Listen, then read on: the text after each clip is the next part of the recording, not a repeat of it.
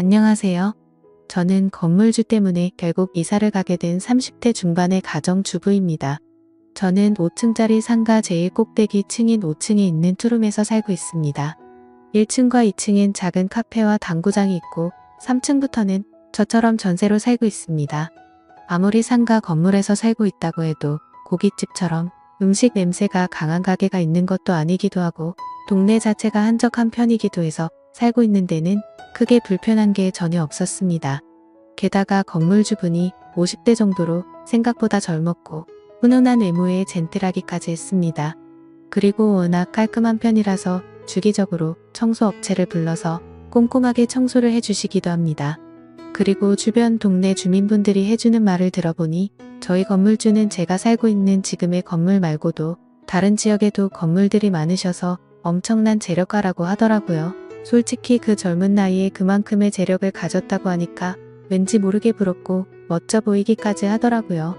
아무튼 그렇게 재력가라서 그런지 절대 쪼잔한 편이 아니었다고 생각한 게 저희 부부는 이 집에서 거의 5년째 살고 있는데도 불구하고 계약 연장을 해주실 때면 전셋값도 절대 올려서 받지를 않으셨어요.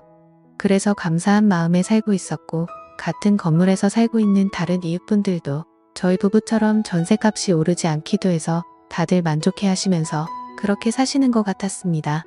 그리고 건물주님이 워낙 성격이 좋으셔서 굳이 이사를 갈 생각은 전혀 하지도 않았습니다.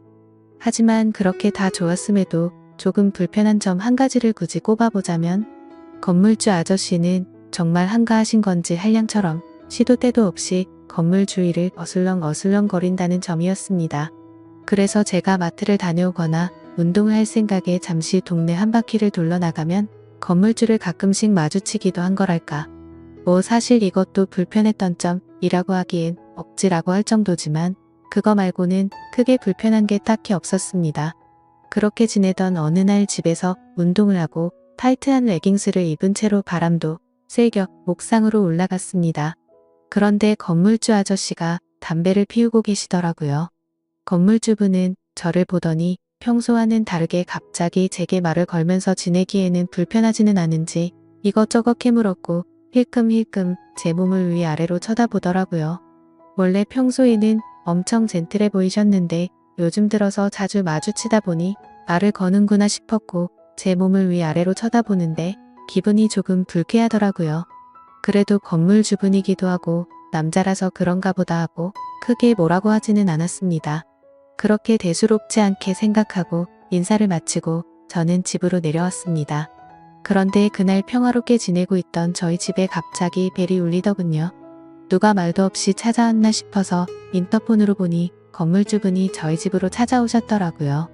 그래서 저는 당황하기는 했지만 전세 재계약 시기가 다가와서 그것 때문에 찾아온 건가 싶었기에 냉장고에 있던 주스를 하나를 꺼내 건물주에게 건네면서 무슨 일이시냐고 물었고 그런 건물주는 저에게 남편은 집에 없냐고 물었습니다.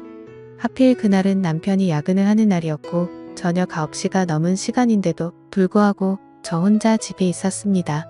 그런데 그 늦은 밤에 아무리 건물주라도 여자가 혼자 있는데 갑자기 남자가 찾아왔다는 사실이 어색하기도 하고 왠지 모르게 점점 무섭기도 하더라고요. 그래서 남편은 오늘 야근 중이라고 이제 곧 퇴근하고 들어올 시간이 다 됐다고 말을 했습니다.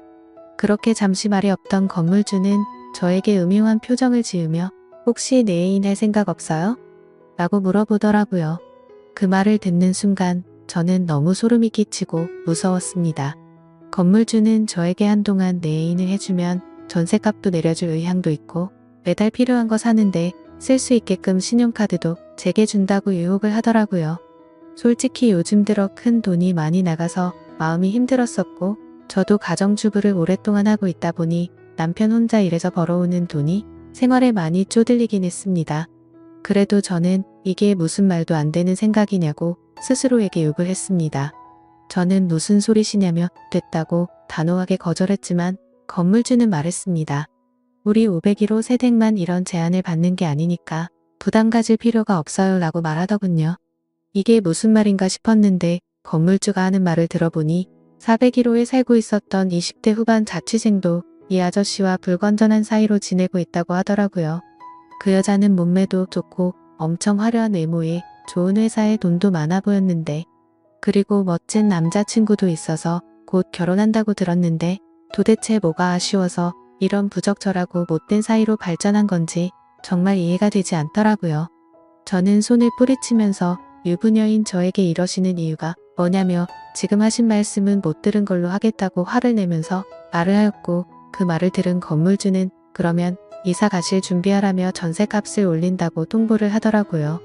그래서 저는 이게 무슨 경우냐고 따지기도 했는데 건물주가 한다는 말이 이제까지 전셋값 오르지 않았던 걸 고맙게 생각하라고 말하고 나가버리더군요. 갑자기 이게 뭔가 싶고 억울하고 짜증나고 정말 막막하더라고요. 최근에 저희 형편도 상황이 말이 아니었습니다. 친정 부모님께서 지인분의 추천을 받고 주식에 모든 전 재산을 투자하는 사건이 있었습니다. 거의 한평생을 같이 해온 지인이었기에 모든 걸 다 믿고 투자를 했는데 누구를 탓하겠습니까? 결국에는 다들 짐작하시듯 주식에 투자한 모든 전 재산을 잃게 되었고, 당장의 빚을 막지 못하면 길거리에 나앉게 생긴 상황이라 저희가 그동안 모았던 모든 재산을 어쩔 수 없이 친정에 빌려주게 되었습니다. 그렇게 모든 돈까지 빌려주고 저희조차도 어렵게 생활을 하고 있던 상황이었습니다. 그런데 갑자기 전셋값을 올린다는 청천벽력 같은 소리에 너무 힘이 들었고 성희롱 당한 듯한 기분에 너무 우울했었습니다. 그 이후로도 이건 말도 안 된다며 건물주에게 따지고 들기를 수차례 하지만 도저히 말도 통하지 않았고, 어쨌든 법적으로도 저희가 손해를 볼 수밖에 없는 입장이었습니다. 결국에 어떻게든 돈을 빌려서라도 이사를 가야 하겠구나 싶었습니다. 그렇게 건물주에게 집을 내놓는다고 말하였고, 며칠 뒤 그 전처럼 남편이 야근하고 있었던 날 늦은 시간에 맞춰 건물주가 또 다시 저희 집으로 찾아왔습니다. 이날도 역시나 저녁 9시가 넘은 늦은 시간에 저희 집으로 찾아왔고, 술에 잔뜩 취해서 자신은 농담처럼 하는 말이 아니라며 굳이 이렇게 이사가는 건 바라지 않는다는 둥, 애인으로 지내면 정말 부족한 거 없이 잘해준다는 둥, 갖고 싶었는 건 없는지 원하는 건 다 사주고 즐길 수 있게 해주겠다며 또 저를 꼬시더라고요.